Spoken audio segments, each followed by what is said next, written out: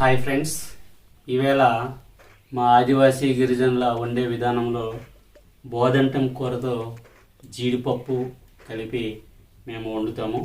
అవి ఎలా వండుతామో ఏంటి అనేది ఇప్పుడు మీకు చూపిస్తాను. మా ప్రాంతంలో బోదంటం కూర అంటారు. మీరు ఏమని పిలుస్తారో కామెంట్లో తెలియజేయండి. చెట్టుల నుంచి సేకరించిన తర్వాత కూర నీట్గా కడుక్కోవాలి. జాగ్రత్తగా చూసుకొని ముందు మనము తోటకూర ఎలా కోస్తామో అలాగే వీటిని కోసుకోవాలి. మనకు నచ్చిన విధంగా మెత్తగా గుండగా కోసుకోవాలి. జీడిపప్పుతో బోదంటం కూర కాబట్టి ముందు పిక్కల్ని కాల్చి వాటిని పగలగొట్టి పప్పుని రెడీ చేసుకున్నాము. ఇప్పుడు కూర వంట ప్రారంభిద్దాం. ఇది జీడిపప్పు, ఉల్లిపాయలు, అల్లము, వెల్లుల్లి, పచ్చిమిర్చి, అలాగే కరివేపాకు. ఇవి మనం నిత్యం వాడే ఆయిల్, కారము, పసుపు. వీటిని ఉపయోగించి మేము బోదంటం కూర జీడిపప్పుతో కలిపి మేము వండే విధానాన్ని మా గిరిజన పద్ధతిలో నేను చూపిస్తాను.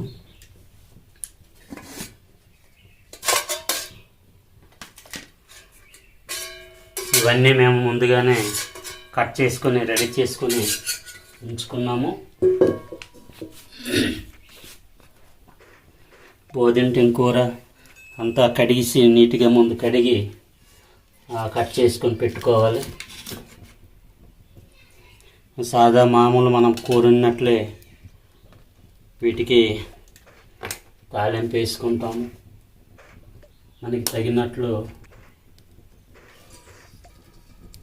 ఆయిల్ వేసుకోవాలి. సాధారణంగా మా గిరిజన పద్ధతిలో అయితే ఆయిల్ వాడకం చాలా తక్కువ ఉంటుంది. పోపులు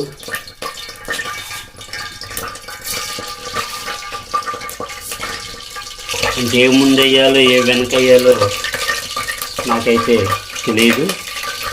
ప్రస్తుతానికి నేను ముందుగా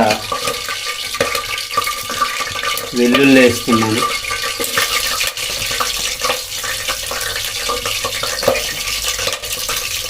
తర్వాత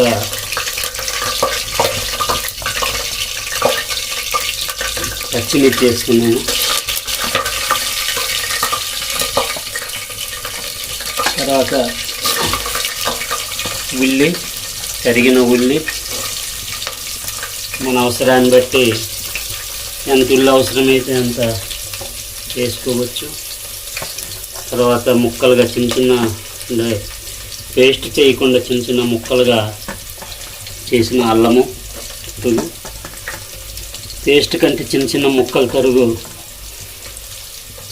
ఇటువంటి జీడిపప్పు మిక్సింగ్లో ఫ్లేవర్ బాగుంటుంది.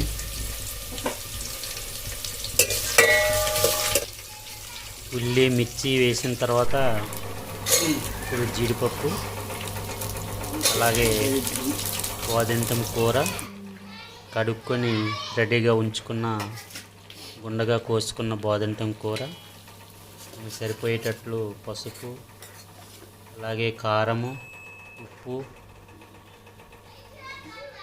మన అవసరం తగ్గట్టు మన టేస్ట్కి తగ్గట్లు ఉప్పు, కారము, పసుపు వేసుకోవాలి. కాస్త నీరు మరీ ఎక్కువ వేయకూడదు, ఎంత తగ్గట్లే వేయాలి. ఎందుకంటే ఆకుకూర కాబట్టి తొందరగా ఉడుకుతుంది. నీరు బాగా ఇంకే వరకు సెగ ఎక్కువ పెట్టకుండా మామూలుగా పెట్టి అప్పుడప్పుడు తిప్పుతూ ఉండాలి. కూరలో నీరు చాలా నీట్గా ఇంకిపోయింది. కూర ఆకులో వేసాము. చూడండి ఎంత చక్కగా ఆకర్షణీయంగా ఊరూరించే రంగుల్లో కనపడుతుంది. సాధారణంగా బోదంటం కూర అంటేనే చాలా టేస్ట్గా ఉంటుంది. దానికి ఇంకా జీడి పలుకులు తోడయ్యేవి మంచి రుచికరంగా ఉంటుంది. ఓకే ఫ్రెండ్స్, బోదంటం కూర అలాగే జీడిపప్పు మిక్సింగ్తో కూర మా గిరిజన పద్ధతిలో మేము వండాము. ఒకసారి టేస్ట్ చూద్దాం. చూడండి ఫ్రెండ్స్, చాలా బాగుంది. జీడిపప్పుతో బోదంటం కూర చాలా టేస్ట్గా ఉంటుంది. ఇవి మాకు సహజసిద్ధంగా మా అటవీ ప్రాంతంలో దొరికిన ఈ వస్తువులు. బోదంటం కూర అలాగే జీడిపప్పు మా తోటలో పండింది. చూద్దాం.